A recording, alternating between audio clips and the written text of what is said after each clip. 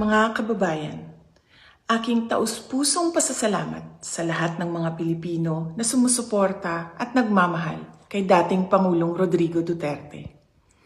Sa mga kababayan natin sa Pilipinas, the Netherlands at iba't ibang panig ng mundo, napakalaking bagay para kay Pangulong Duterte ang pagtitipon ninyo para sa kanyang pag-uwi at kaarawan. Maraming salamat at napapagaan nito ang mga hamon na hinaharap niya ngayon.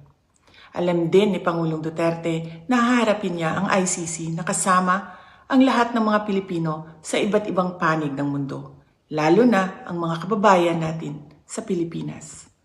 Sa kanyang pagdiriwang ng kanyang 80th birthday, huwag nating kalimutan na ipagdasal sa Diyos na sana ay biyayaan pa siya ng mas magandang kalusugan at mas mahabang buhay.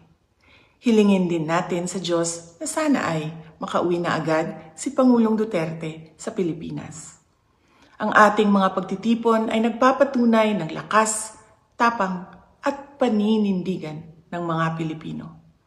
Sana ay magpatuloy din ang inyong suporta at pagmamahal sa ating dating Pangulo hanggang sa darating na halalan ng ating mga senador.